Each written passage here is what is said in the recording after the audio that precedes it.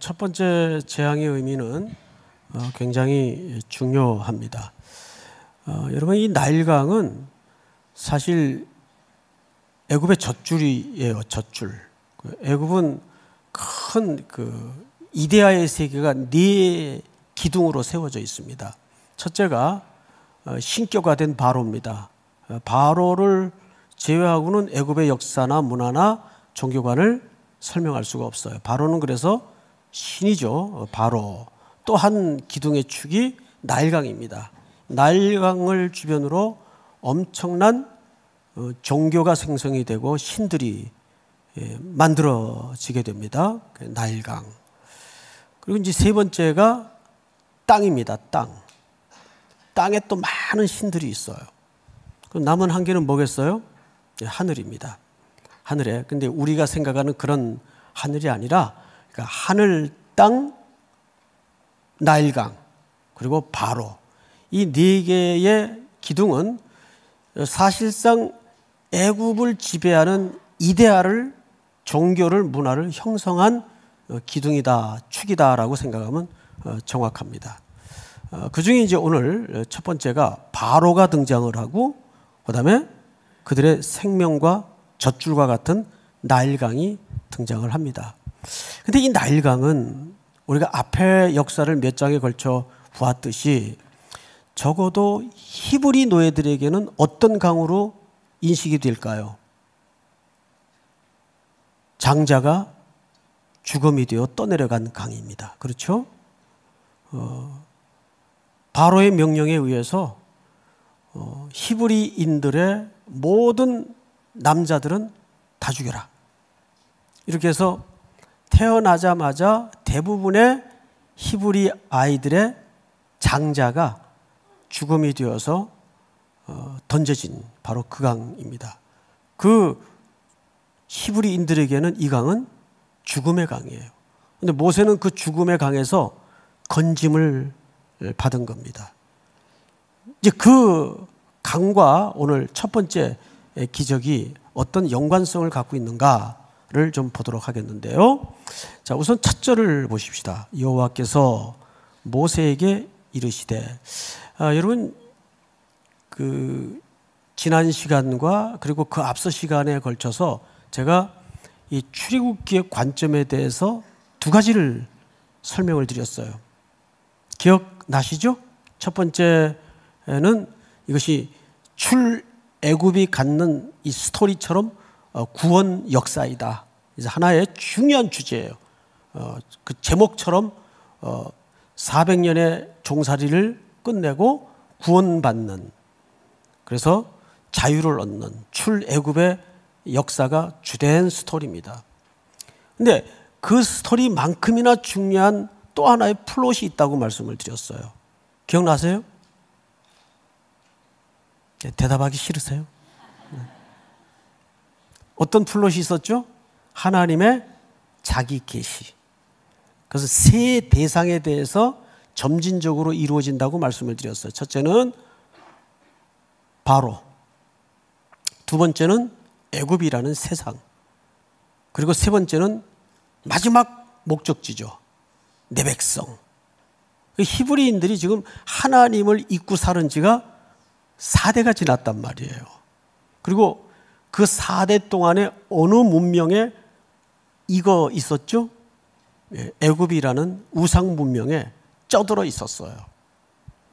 그러니까 그들은 사실상 하나님이라는 존재에 대해서는 이런 하나님의 자기 계시의 방법이 아니고는 도무지 하나님을 알 수 없는 무지한 영적인 상태에 빠져 있단 말이에요. 그러니까 출애굽기의 역사는 두 가지 플롯을 갖고 있어요. 구원사와 하나님의 그 과정을 통해서 드러나시는 자기 계시. 그래서 그것을 점진적으로 이제 이 10가지 재앙을 통해서 표출하시는 거죠. 그런 관점에서 오늘 이야기를 한번 들어보시면 14절을 한번 보실까요? 여호와께서 모세에게, 자, 첫 번째 화자가 누구십니까? 여호와께서 누구에게? 모세에게 말씀하십니다. 바로의 마음이 완강하여 백성 보내기를 거절하도다. 이 완강하다, 완악하다, 이 말은 지난주에도 잠깐 언급을 했는데, 이 단어는 특별히 카베트라는 단어를 써요. 카베트. 이 카베트라는 말은 무슨 뜻인가 하면 타동사가 아니라 자동사예요. 그 말은 누군가가 바로를 완악하게 했다 그 말이 아니에요. 그러니까 로마서에 나타난 표현처럼 상실한 마음대로 뒀다 그 말이죠. 오히려 상실한 상태대로 뒀다 그 말이에요. 이 바로의 마음은 완악한 상태에 있었어요. 그러니까 안 들리는 거예요. 이 완악하다는 말이 사실은 또 다른 말로도 표현을 하면 스가랴서 7장에 보면 듣기를 싫어했다라는 표현이 있어요. 백성들이 듣기를 싫어하며 이 동이 옵니다. 그러니까 듣기를 싫어하는 태도가 뭘로 나타나죠? 완악함으로 나타나는 거예요. 이게 참 묘해요. 사람이 못 듣는 데서부터 마음 상태가 결정이 됩니다. 사실은. 듣는 거는 살아가는데 굉장히 중요해요. 근데 문제는 사람들은 늘 자기 듣고 싶은 소리만 듣죠. 그게 문제예요. 설교도 자기 듣고 싶은 소리만 들어요. 목사도 가끔 자기 하고 싶은 소리만 할 때도 있어요. 근데 정말 중요한 거는 정말 듣고 싶은 소리만 들어요. 이 귀가 가리워지는 거죠. 그 결과는 뭘로 나타나요? 마음의 굳어짐으로 나타나요. 그래서 하나님의 말씀을 청종케 해달라는 기도는 굉장히 중요한 기도입니다. 이것은 모세가 여호수아에게도 분부했던 명제였습니다. 하나님의 말씀을 청종하라. 그건 리스닝이라는 개념을 넘어서서 순종까지를 내포한 개념이에요. 근데 바로는 일단 듣기를 거부했어요. 그리고 관심에 두지 않았어요. 마지막 절에 보면 그 내용이 나오죠. 관심 두기를 싫어했다 그래요. 그게 여러분들이 예배에 관심이 있고 교회 일에 관심이 있고 넌 교회 일밖에 모르냐? 복인 줄 아시기 바랍니다. 저는 한창 잘난 척할 때는, 지금도 잘난 척을 좀 하지만 정말 잘난 척 심하게 할 때는 굉장히 좀 세련된 것처럼 꼭 교회에만 매달려 있지 말라고 그렇게 청년들을 가르치기도 했었어요. 근데 시간이 흘러가면서 보니까 교회 중심으로 살아야 돼요. 정말이에요. 그 말은 예배당만 다녀라 그런 의미가 아니잖아요. 우리 삶 전체가 사실 예배의 확장 아니에요. 그리고 교회는 조직입니까? 건물입니까? 사람입니까? 사람이잖아요. 교회는 사람이에요. 그래서 우리는 에베소에 보면 우리를 하나님의 뭐라고 표현했죠? 권속. 방금 제자훈련하면서 배운 거예요. 권속이라는 말이 무슨 뜻이죠? 가족이라는 말 아니에요. 가족. 그러니까 간사님들끼리도 만나면 너무 교회 일만 얘기하지 마세요. 목사님보다 더 교회 일을 많이 얘기해요. 참 훌륭한 태도인데 너무 교회 일만 얘기하지 마시고 요즘 무슨 고민이 있는지, 김 간사가 무슨 고민이 있는지, 이 간사가 무슨 속상한 일이 있는지 사람 얘기를 좀 하자고요. 우리 장로님들도 만나면 위원회 얘기, 교회 일 얘기. 그래서 교회 로봇 같아요. 어떤 때는. 그 사실 썩 좋은 증상은 아니거든요. 목회자들은 더 심하고. 그래서 제가 아까 카터 대통령 얘기를 했어요. 세계 최강 미국을 한 시대 지도했던 분 아니에요. 그분에 관한 참 선한 일화가 많은데 제가 유독 참 귀에 남는 얘기 하나가 있어요. 그분은 이제 다른 나라 정상과 이렇게 회담을 하더라도 꼭 먼저 가족 안부를 그렇게 묻는데요. 둘째가 뭐 지난번에 무슨 일이 있었던데 요즘 괜찮냐고. 여러분 그게 쉽다고 생각하세요? 쉬운 일이 아니에요. 그래서 그분이 퇴임 이후에도 그렇게 존경을 받는 것 같아요. 그러니까 여러분 신앙생활하면서 꼭 교회 일만 신앙생활은 아니고 살아가는 삶 자체가 삶으로 드리는 신앙생활이에요. 예배고. 그러니까 만나면 사역과 일을 넘어서 사람 얘기를 좀 합시다. 믿습니까? 이건 믿을 문제가 아니고 행해야 될 문제예요, 사실은. 자, 제 이제 단점이 자꾸 이게 3000% 빠진다는데, 이게 완강하다는 말은 이 가베트라는 말을 썼는데 이게 자동사예요. 그러니까 누가 그렇게 만든 게 아니라 그냥 상실한 마음대로 내버려 뒀다 그 말이에요. 자, 다음 절을 한번 볼까요? 아침에 너는 바로에게로 가라. 여러분 그 시간을 밝혔습니까? 안 밝혔습니까? 밝혔어요. 그래서 어떤 신학자가 재밌는 표현을 했어요. 바로는 아침형 인간이었다. 조금 너무 나가지 않았나 그렇게 생각이 되는데 그건 잘 모르겠고 어쨌든 여기는 몇 가지 설이 있어요. 바로가 나일강으로 나갈 때에는 어떤 제의적 목적 때문에 나가지 않았겠나. 그래서 이른 아침에 제의적 목적 때문에 워낙 그 신들을 많이 섬기던 나라이기 때문에 그래서 그쪽 설명이 훨씬 가깝지 않을까. 그래서 바로의 공주가 목욕을 하러 나왔던 것도 그런 이제 맥락에서 보는 학자들도 있습니다. 그러나 그것은 학자들이 겨내니까 뭐 그런가 보다 정도로 담아두면 되지 그거를 굳게 믿고 뭐 그러진 마세요. 자, 어쨌든 시간이 언제입니까? 아침에 너는 바로에게로 가라. 자, 그런데 이 아침이라는 시간이 참 절묘합니다.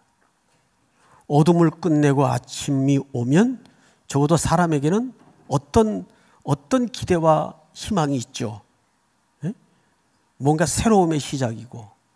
그런데 여러분 시편에도 보면 파수꾼의 경성함이 아침을 기다린 것 같다.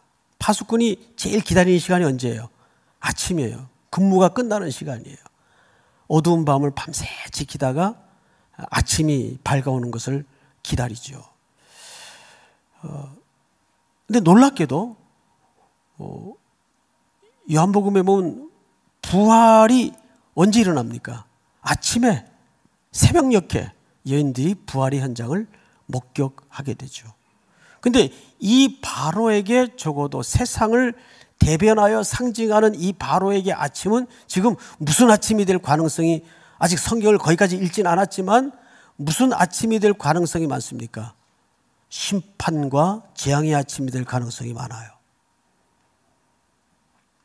그러니까 히브리인들은 아침은 어떤 개념으로 이해를 가져야 됩니까?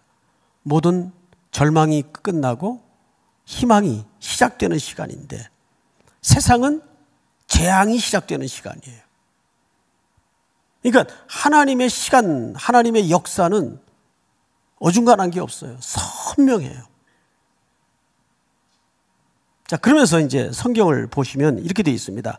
아침에 너는 바로에게로 가라. 보라, 그가 물 있는 곳으로 나오리니 너는 나일 강가에 서서 그를 맞으며 그 뱀되었던 지팡이를 손에 잡고 16절을 한번 다시 읽어볼까요? 시작.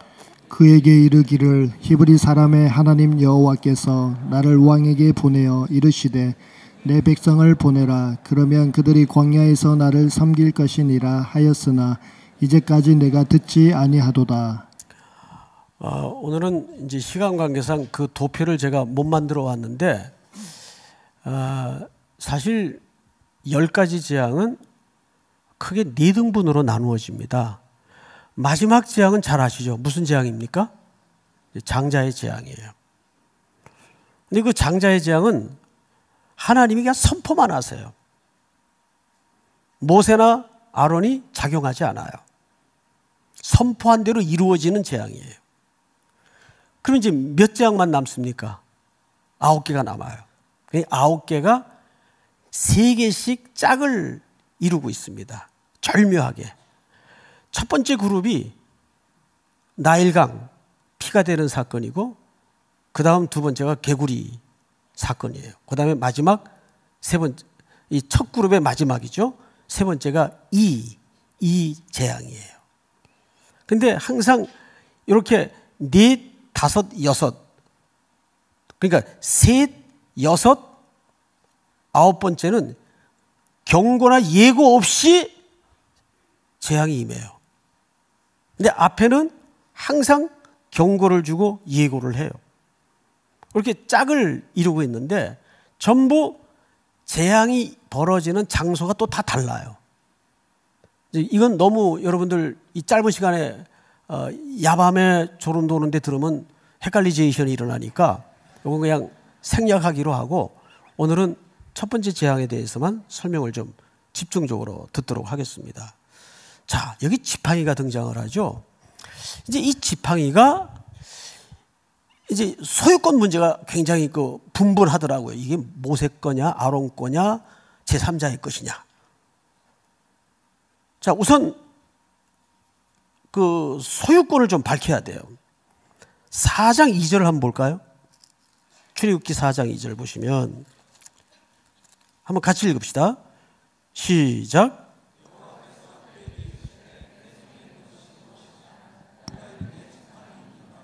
이 지팡이죠. 누구의 지팡이죠?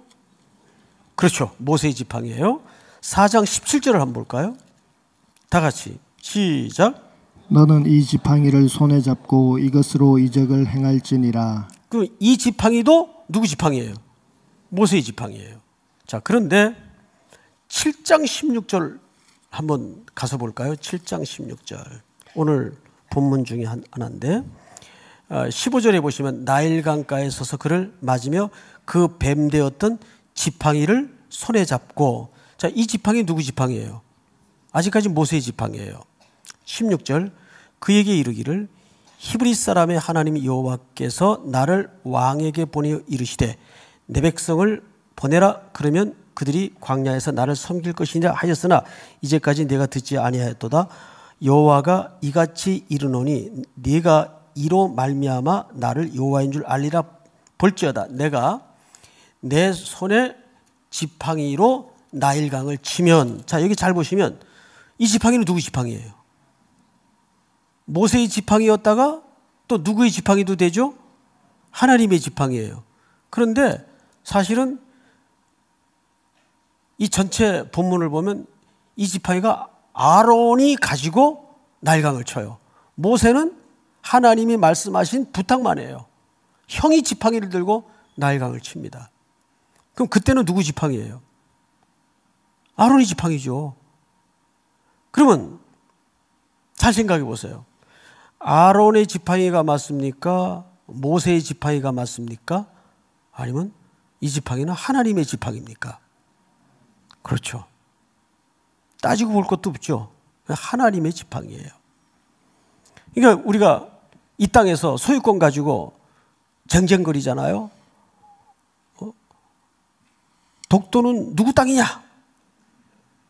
제가 오래전에 한번 그런 말씀을 한번 드렸죠. 근데 이제 일본 제자가 한 분 계세요. 저 후쿠오카에. 이게 청년으로 한국에 날아와서 한국어를 한마디도 못한 상태에서 총신대 이제 들어가가지고 신대원까지 졸업해서 목사가 된 제자가 한 분 있어요. 이제 한일전을 이제 같이 봤는데 졌어요, 그때 우리가. 은근히 약이 오르더라고요. 그래서 이제 이 친구를 제가 앉혀놓고 뭐 장난을 평소부터 잘 치니까 독도 누구 거야? 난감하죠. 그랬더니 이 친구도 아주 재밌는 친구인데 주님 겁니다. 주님 겁니다. 내가 이제 한 대 맞았죠. 다 소유권이 누구에게 있어요? 하나님께 있단 말이에요. 이쪽 주머니에서 이쪽 주머니로 들어가는 것 뿐이지 소유권은 하나님께 있어요. 그럼 그게 누구의 지팡이다? 하나님 지팡이면 되지 뭐 그걸 그렇게 애써 밝히느냐? 이유가 있어요. 여러분, 지금 이스라엘 백성들을 구원하는 패턴을 보면 재밌는 일관성이 하나 있어요. 하나님은 반드시 누구에게 얘기하죠? 모세에게 얘기해요. 근데 모세는 또 누구에게 반드시 얘기하죠? 아론에게 얘기합니다. 그러니까 모세든 아론이든 그게 중요한 게 아니라 그 말이에요. 그 명령을 누가 하고 있는가가 중요하다는 얘기예요. 여러분, 가장 선한 일은 어떻게 하는 게 선한 일이라고요? 하나님이 시키는 일을 하는 게 가장 선한 일이에요. 자기가 착한 마음에 기특한 생각에 저지른 일은 선한 일이 아니에요. 그래서 특별히 저희 같은 전문 종교인들이 주의 뜻을 빙자해서 저지르기 쉬운 실수가 그런 실수예요. 하나님의 뜻이라는 명목하에 교회 방향을 개인적인 의도로 끌고 갈 수가 있겠어요? 없겠어요? 있단 말이에요. 얼마든지 가능해요. 비전이라는 이름으로, 꿈이라는 이름으로, 열심이라는 명목으로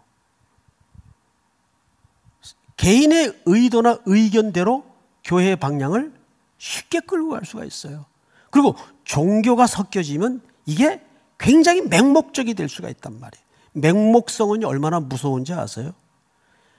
종교의 맹목성이 더해지면은 요즘 벌어지고 있는 그런 집단이 되는 거예요. 그래서 방송국에서 제일 무서운 교회가 그 교회래요. 지금 집회 신고해놨더라고요. 참 무섭습니다. 그래서 종교가 참 무서워요.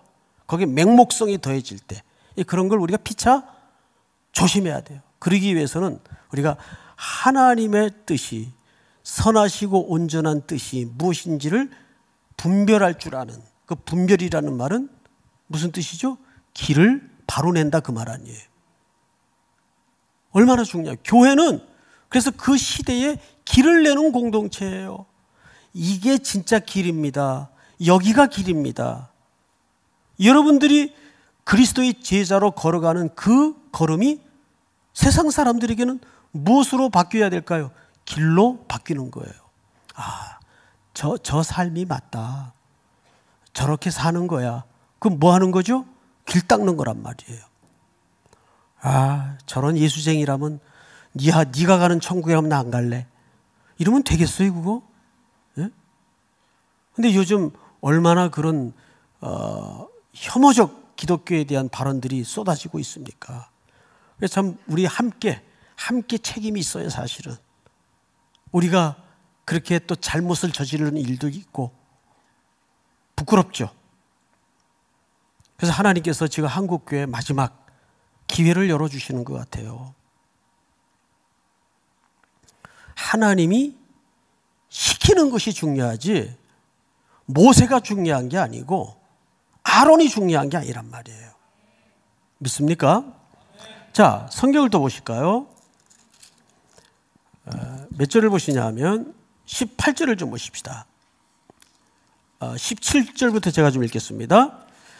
여호와가 이같이 이르노니 네가 이로 말미암아 나를 여호와인 줄 알리라. 볼지어다 내가 내 손의 지팡이로 나일강을 치면 그것이 피로 변하고. 자, 이제 여기 세 가지 변화를 우리가 좀 생각해 봐야 되겠어요. 아론이 지팡이를 들어서 나일강을 명령대로 치니까 그 생면 젖줄 같은 애굽의 나일강이 뭘로 지금 바뀌었습니까? 전부 피가 되어 흘러요.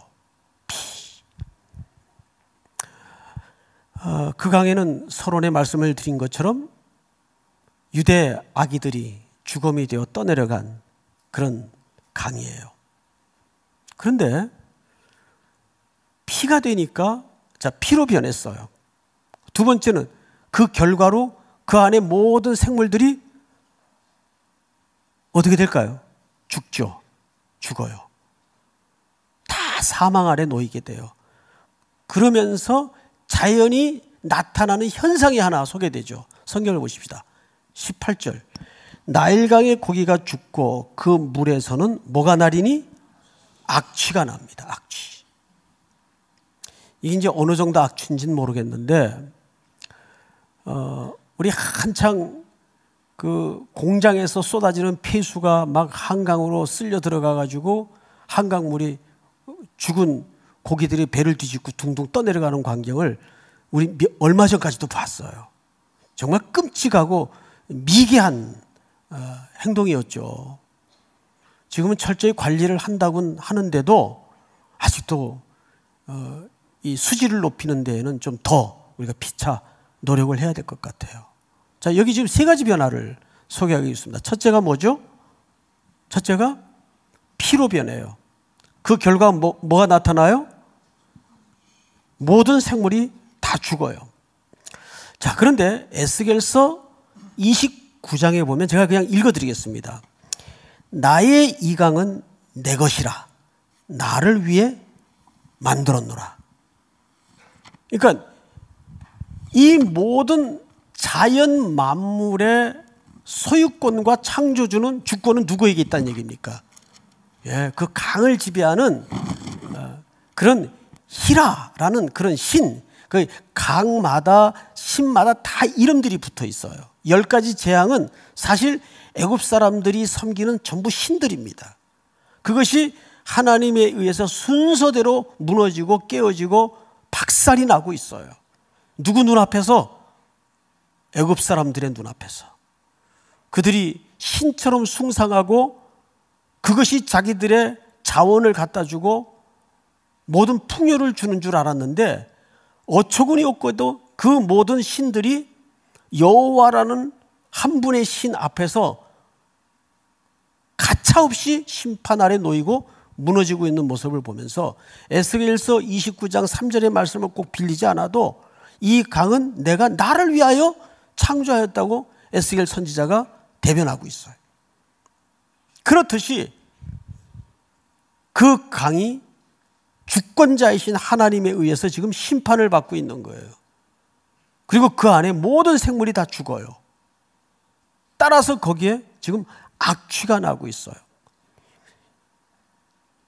이거 꼭 뭘 얘기하는 듯한 느낌이 들지 않습니까, 여러분? 지금 세상이 그래요. 세상이 심판 아래 놓여 있을 때 그 안에 모든 가장 본질적인 생명 자원이 다 죽어요. 구조적으로 다 죽어요. 생명이 피어나질 못해요. 그 생명이 피어나지 못하는 곳에서 날 게 뭐밖에 없겠어요? 썩은 내가 진동하는 수밖에 없는 거예요. 탐욕이 난무하고 살인이 벌어지고 쟁투가 벌어지고 음모와 거짓이 판을 치는 거예요. 그 본질은 전부 어디 있습니까? 하나님의 주권 앞에, 그분의 통치 앞에 천하 만물이 돌아오지 못할 때 그 종국의 모든 마지막 결론은 심판 아래 놓이게 되고 그 상징이 피 아닙니까? 그래서 예수님이 오셔서 첫 번째 기적을 뭘로 이뤄내셨습니까? 물이 변하여 포도주가 되게 하세요. 그 포도주는 장차 자신이 이 심판 아래 놓였던 세상을 구원하기 위한 피로 의미가 바뀌죠. 그리고 그 포도주는 내가 장차 너희를 위하여 흘리는 피니라. 주님이 그 심판을 대신 받는 거예요. 이 재앙 속에는 주님이 장차 오셔서 받으실 고난도 암시되어 있다는 걸 염두에 두셔야 됩니다. 그 최고의 절정의 사건, 재앙이 마지막 10번째 재앙 아니에요. 애굽의 장자의 죽음. 그리고 그 속에서 건진받는 고센 지역에 살던 히브리인들은 뭘로 구원을 얻습니까? 어린 양의 피. 그 피는 심판이에요. 죄값이 지불되는 거예요. 그 어린 양이 6월절 어린 양이 되잖아요. 구원받은 백성들만이 어디를 건넙니까? 그들을 가로막고 있던 죽음의 강 홍해를 건너게 되는 겁니다. 홍해를 건너서 구원받는 게 아니에요. 어린 양의 피로 구원받은 백성만이 그 상징으로 홍해를 건너는 거예요. 그래서 홍해는 고린도전서 10장 1, 2절에 뭐라고 소개하고 있죠? 너희가 다 모세에 속하여 구름과 바다에서 세례를 받고, 세례라는 말은 표란 말이에요. 표. 이 사람들은 구원받았습니다를 사인하는 거란 말이에요. 그러니까 이 10가지 재앙 속에는 마지막에 우리 신랑 되신 예수 그리스도의 어린 양의 죽음이 예표되어 있는 사건인 것을 우리가 놓쳐서는 안 돼요. 그런데 그 사건이 이렇게 심판으로 시작이 됩니다. 이 악취나는 세상에 다시 한번 우리가 성령의 기름 붓듯한 간구와 역사를 통해서 생명의 젖줄기를 다시 한번 흘러내려야 돼요. 그래서 우리 그리스도인들이 살아내고 살아가는 모든 시간, 역사의 공간 속에는 이 생명의 숨결이 흘러가야 돼요. 믿습니까? 부활하신 예수님께서 무서워 숨어 두려워 떨고 있던 제자 공동체에게 나타나셔서 처음으로 하신 말씀이 뭐예요? 너희에게 평강이 있을지어다. 숨을 내쉬며 가라사대 너희에게 평강이 있을지어다. 성령을 받으라 그러잖아요. 그 말은 뭐예요? 이 심판 아래 놓였던 세상에 대한 재창조의 선언을 얘기하는 거예요. 숨을 내쉬며 가라사대라는 말은 아담에게 코에 생기를 불어넣으실 때 하나님의 숨쉬는 사건을 재현하시는 사건이에요. 아담이 범죄하는 순간 그는 육체가 되고 그는 하나님과 관계가 끊어져 죽었어요. 그런 죽었던 인생 속에 우리 예수님이 찾아오셔서 십자가의 죄값을 지불하시고 부활하셔서 숨을 내쉬며 가라사대 성령을 받으라. 너희에게 평강이 있을지어다. 평강은 뭡니까? 아무 걱정 염려 금심 없는 게 평강이 아니에요. 하나님과 끊어진 관계가 회복되는 게 평강이에요. 지금 하나님의 이 자기 계시도 이런 점진적인 재앙을 통해서 드러내시는 사건도 결국 하나님과 끊어졌던 백성들을 향하신 하나님의 끊임없는 열렬한 사랑의 행위입니다. 내가 너희를 어떻게 사랑하는가를, 그리고 어떻게 구원해내는가를 너희가 확인하게 될 것이다. 바로 앞에, 세상 앞에, 마지막엔 내 백성들 앞에 자기를 계시하시는 거예요. 그래서 내 주변에 일어나는 크고 작은 어떤 일들도 우리는 그 민감하게 센서, 영적인 센서, 더듬이를 활용해서 하나님의 표정과 음성을 만나야 돼요. 무심히 흘려보낼 사연과 사건은 아무것도 없어요. 공중에 무심히 나는 듯한 참새 한 마리도 하나님의 허락 없이 떨고 엎드림이 없다 그랬어요. 그렇다면 내 주변에 벌어지고 일어나고 나를 중심으로 겪어지고 있는 모든 일들을 우리가 유심히 민감하게 더듬어서 하나님의 뜻 앞에 자꾸 우리를 내밀어야 됩니다. 믿습니까? 자, 마지막으로 성경을 또 보십시다. 20절을 볼까요? 20절. 모세와 아론이 여호와께서 명령하신 대로 행하여 바로와 그의 신하의 목전에서 지팡이를 들어 나일강을 치니 그 물이 다 피로 변하고 나일강의 고기가 죽고 그 물에서는 악취가 나니 애굽 사람들이 나일강 물을 마시지 못하며 애굽 온 땅에는 피가 있으나. 자, 여러분 잠깐 앞을 보십시다. 당장 애굽에 뭐가 찾아오죠? 그냥 재앙이 아니에요. 목마름이 찾아와요. 물을 못 마시잖아요. 이 나일강은 애굽을 먹여 살리던 젖줄인데 그게 다 심판 아래 놓여지고 피가 되니까 당장 먹을 물이 없는 거예요. 그러니까 이들이 뭘 하는가를 잘 보세요. 우물을 파기 시작해요. 자, 몇 절을 보시냐면 24절 다 같이 읽습니다. 시작. 애굽 사람들은 나일 강물을 마실 수 없으므로 나일 강가를 두루 파서 마실 물을 구하였더라. 구하였더라가 끝이에요. 얘가 끝이에요. 이렇게 목마른 인생들에게 반석에서 터쳐 생수가 되어주신 분이 누굽니까? 우리 주 예수 그리스도예요. 목마른 자들아 내게 오라. 우리 요한복음 4장에서 운명적인 만남 속에 이루어진 수가성 운물가의 한 여인과의 만남을 누구든지 기억해낼 겁니다. 여인은 매일매일 정오의 뜨거운 햇빛 아래서 그 물을 계속 기르러 나와야 했어요. 그 물이 떨어지고 또 목이 마르면 또 그 물을 기르러 나와야 했어요. 그런데 예수님은 그 여인에게 뭐라고 소개하죠? 네가 나를 누군지 알았더라면 영원히 목마르지 아니하리라. 그러니까 인생은 결국 목마른 인생들이에요. 사랑의 목이 마르고 진리의 목이 마르고 결국 돈을 쫓아다니는 것 같고 세상의 영화를 쫓아다니는 것 같지만 사실은 그게 영원하지 않다는 걸 알아요. 그게 금방 나의 인생의 종말과 함께 같이 소멸된다는 것도 알아요. 인간이 찾는 가장 근본적인 목마름, 그건 예수를 만날 때만이 해갈되는 목마름이에요. 오늘 이 밤에 교회를 잘 모르고 예수님이 누군지도 모르고 또는 혹 신천지에서 오신 분들이 계실지라도 우리 신천지들 많이 와 계세요. 제가 알아요. 뭐 가장 첫 번째 타켓이라 그러더라고요. 3.1교회가. 저런 어장이 어딨냐. 그래가지고 뭐 각종 그 바깥에 계신 분들이 득달같이 달렸는데요.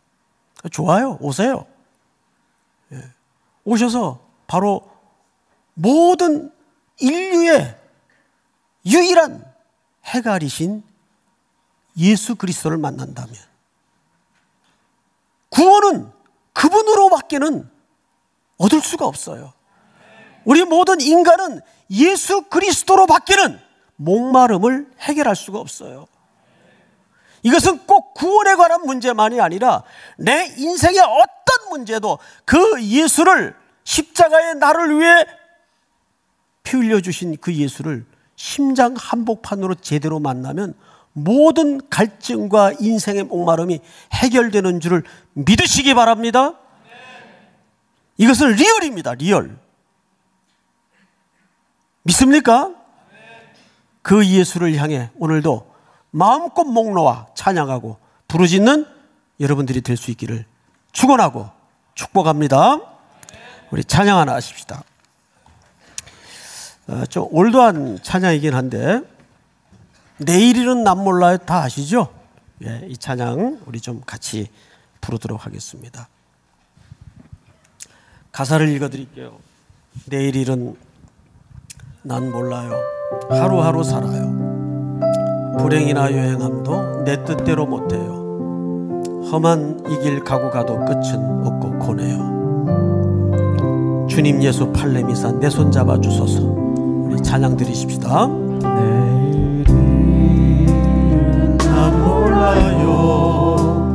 하루하루 살아요. 불행이나 여행함도 내 뜻대로 못해요.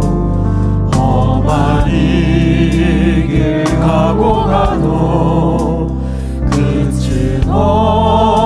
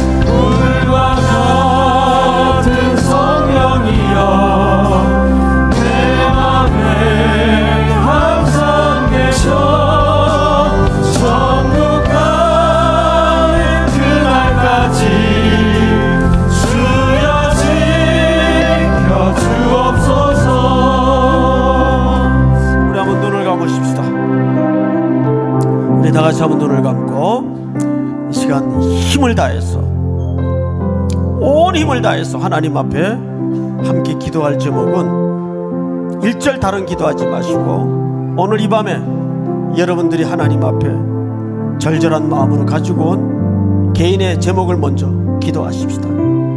충분히 시간을 드릴 겁니다. 그냥 묵상으로 기도하지 마세요. 묵상으로 기도해야 할 때가 있다면 소리 높여 외치는 기도를 해야 될 때가 있습니다.